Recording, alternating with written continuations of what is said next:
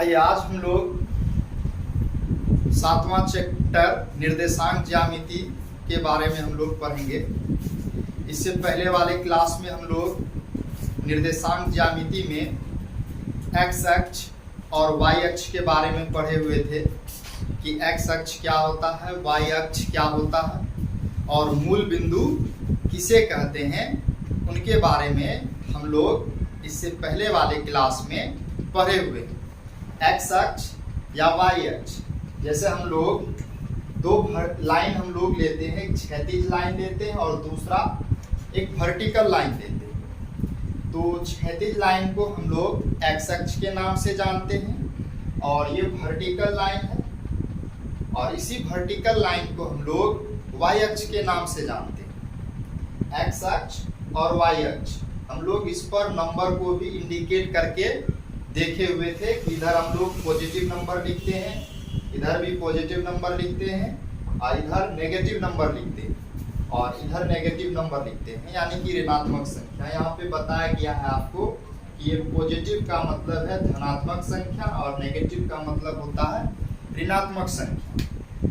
तो जब हम लोग एक्स अक्ष और वाई अक्ष के बारे में जान लिए तो इस अध्याय में हम लोग किसी बिंदु, इस प्लेन पर कोई भी बिंदु अगर है तो उसका स्थिति जानने के लिए हम लोग एक नए अध्याय को शुरू कर रहे हैं, जिसमें कि एक मैथमेटिशियन यानी कि गणितज्ञ ने क्या किया है, दो रेखाओं की सहायता से पूरे के पूरे प्लेन को यानी कि समतल यानी कि हम लोग जिस धरती पर रहते हैं उसी को हम लोग समतल कहते हैं, प्लेन कहते हैं।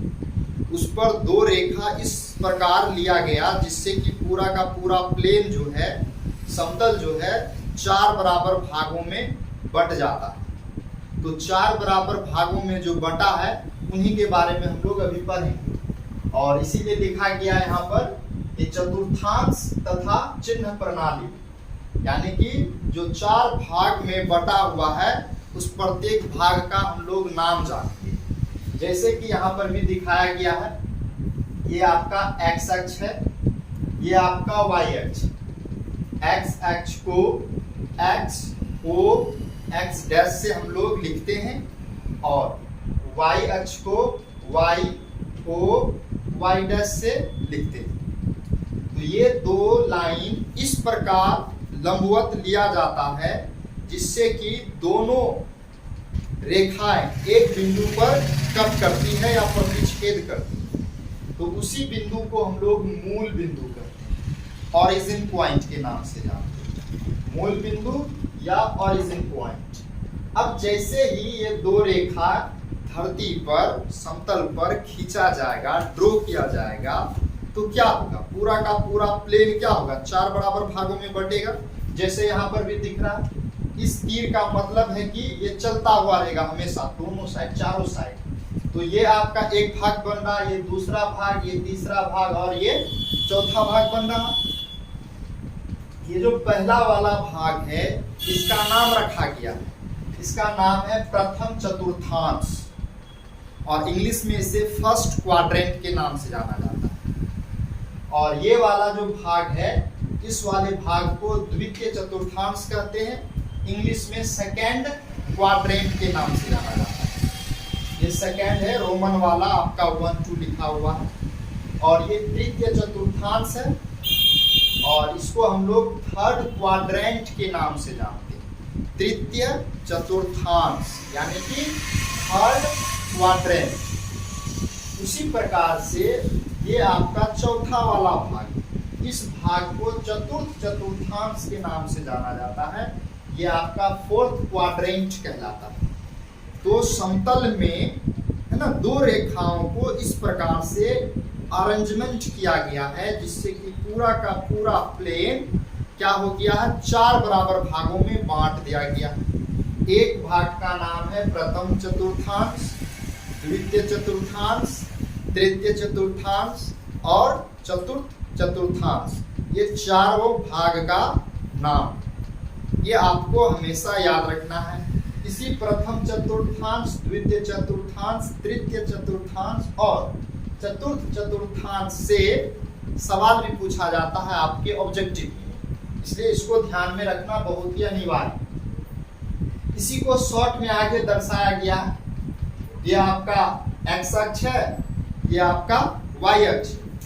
लोग इसी चीज को नाम से जानते हैं एक्स अक्ष, और ये वाला जो है आपका वाई अक्ष के नाम से जाना जाता है। तो ये वाला फर्स्ट हो गया, ये सेकंड हो गया, ये थर्ड हो गया, ये फोर्थ हो गया। तो ये जो आपका फर्स्ट क्वाड्रेंट है वो बनता कैसे है, एक्स ओ वाई से, है ना, ये वाला भाग, और सेकंड वाला वाई ओ एक्स डैश से, है ना, और थर्ड वाला X dash O Y dash से, और अगला वाला जो है आपका एक्स ओ वाई डैश से बनता है ना। ये इस तरीके से नामकरण किया गया है इसका। तो ये जो आपका एक्स अक्ष है और वाई अक्ष है, ये दोनों, ये जो मूल बिंदु से इसका नाम अलग अलग हो जाता है। ये मूल बिंदु से अगर हम लोग दायां साइड चलेंगे तो संख्या यहाँ पे धनात्मक आपको मिलेगा, यानी कि पॉजिटिव वाला, है ना, 1 2 3 4 5। और ठीक उसी प्रकार से इस मूल बिंदु के ऊपर जाएंगे हम लोग, है ना, तो ऊपर में भी हम लोगों को संख्या धनात्मक मिलता। जैसे यहाँ पे आपको एक एग्जांपल की मदद से दिखाया गया है ना, कि संख्या यहाँ पर मूल बिंदु के दाएं साइड 1 2 3 4 5, ये धनात्मक संख्या। ऊपर भी गया है वो भी धनात्मक संख्या, यानी कि पॉजिटिव संख्या। लेकिन अगर हम लोग इस मूल बिंदु के बायां साइड जाएंगे तो हम लोगों को नेगेटिव नंबर मिलेगा, है ना, -1 -2 -3।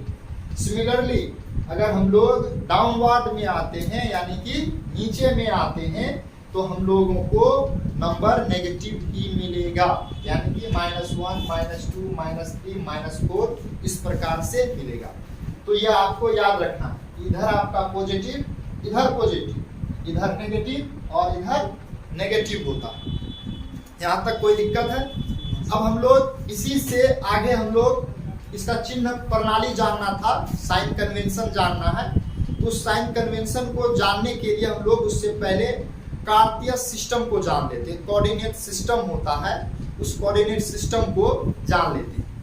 बताया गया है कोऑर्डिनेट सिस्टम के बारे में, कार्टेशियन कोऑर्डिनेट सिस्टम, जिसको हिंदी में हम लोग कार्तीय नियामक प्रणाली के नाम से जानते हैं। कार्तीय नियामक प्रणाली एक पद्धति है, सिस्टम है, जिसके सहायता से इस प्लेन पर कोई भी बिंदु कहाँ पर स्थित है उसके बारे में बताया जाता है। तो यहाँ पर दिखाया गया है कार्टेशियन कोऑर्डिनेट सिस्टम में ही हम लोग एक्स अक्ष लेते हैं और ये वाई अक्ष लेते हैं।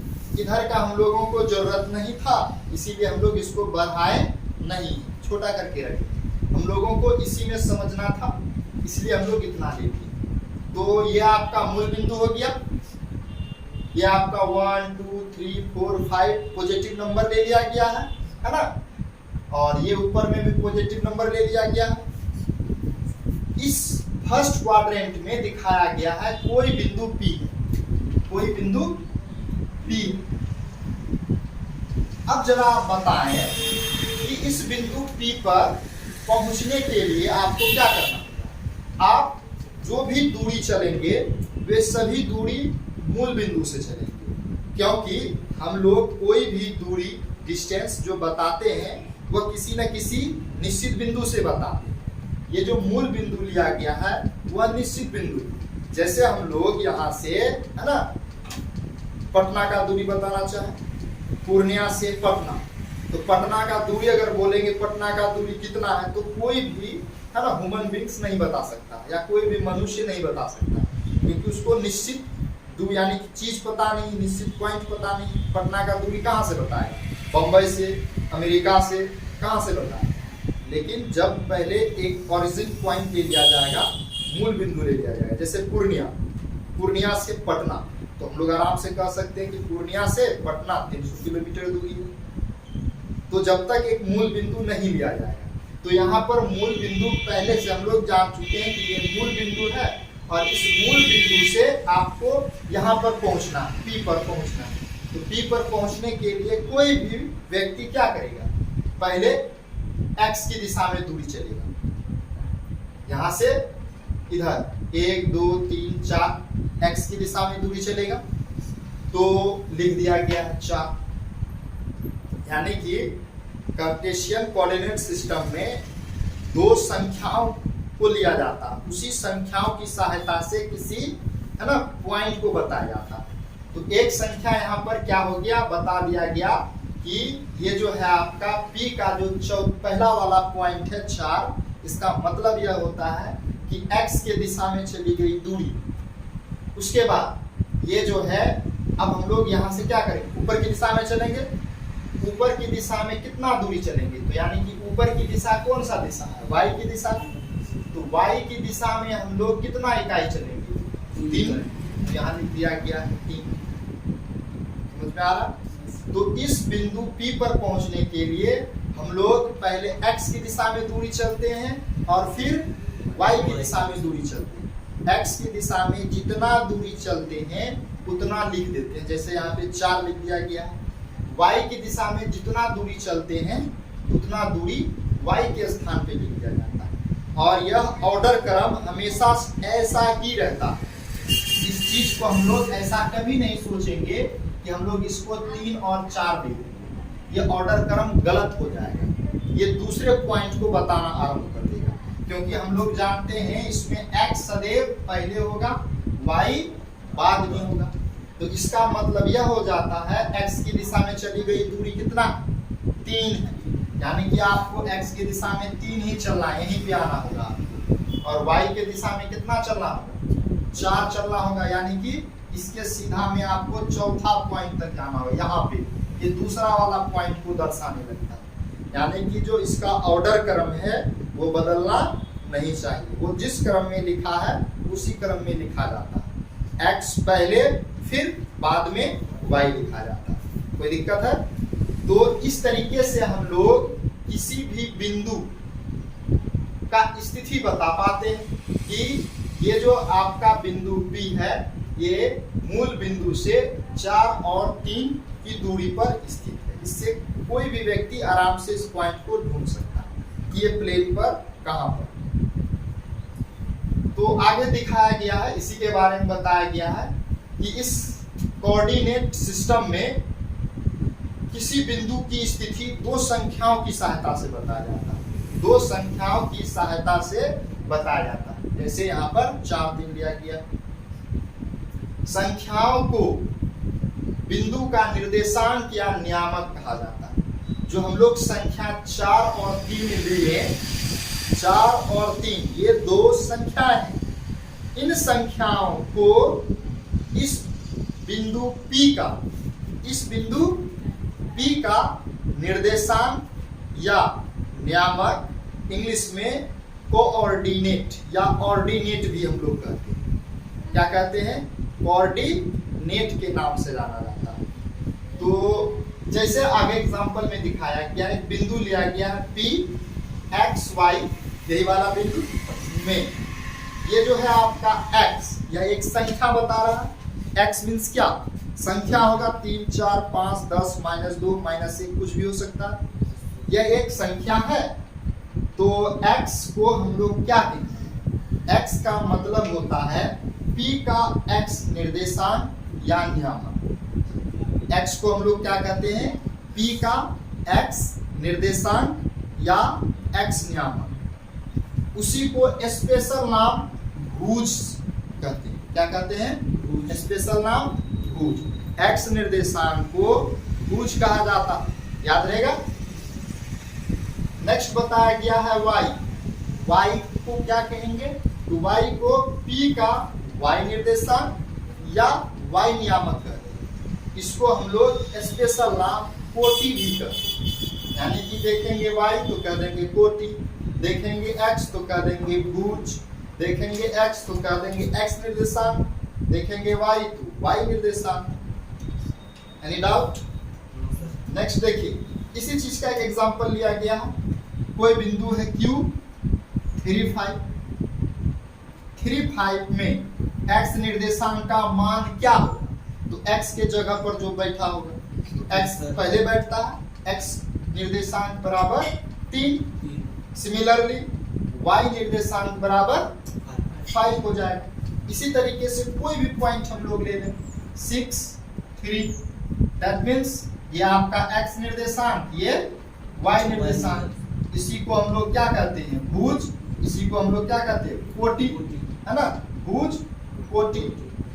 तो यानी कि हम लोग सीखे क्या, ये जो आपका x है और ये जो आपका y, x को हम लोग भुज कहते हैं और ये जो है आपका y, इसको हम लोग कोटि कहते हैं।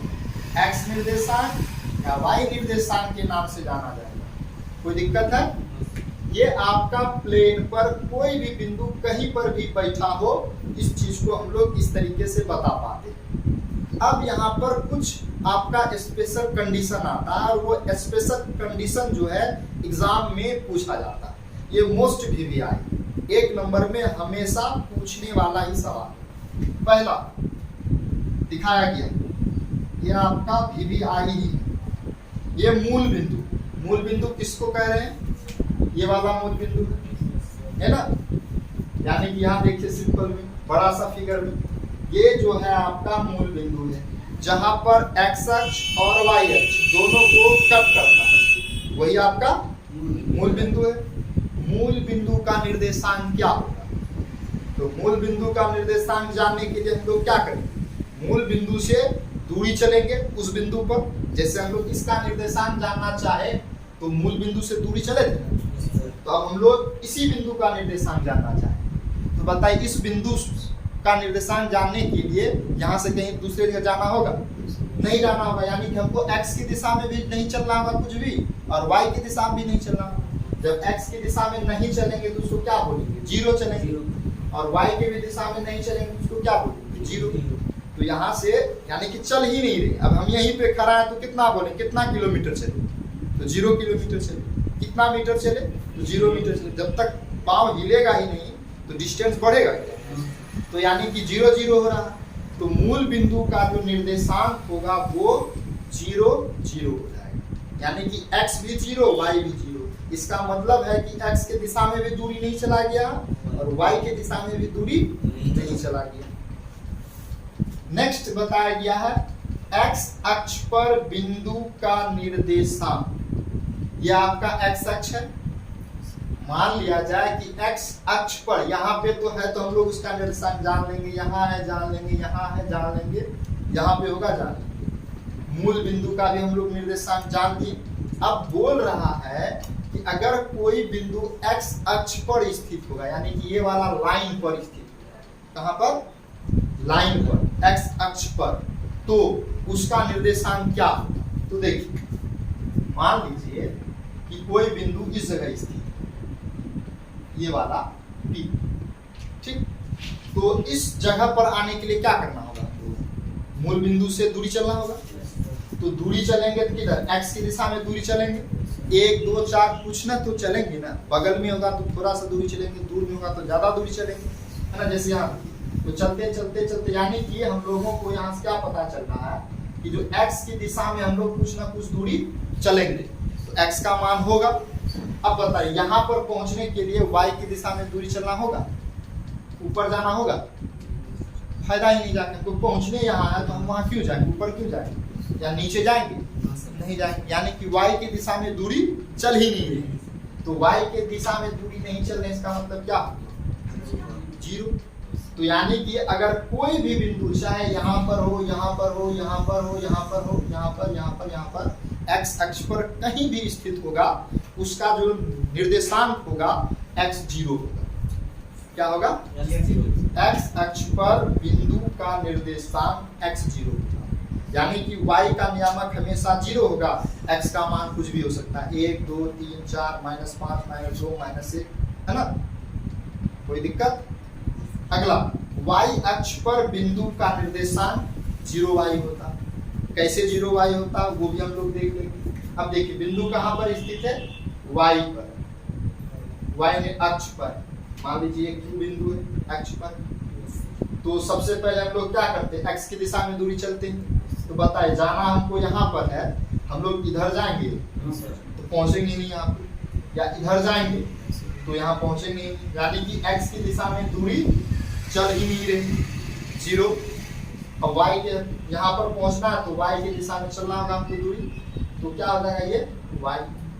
तो y अक्ष पर कोई बिंदु अगर स्थित होगा उसका निर्देशांक 0 y होता है।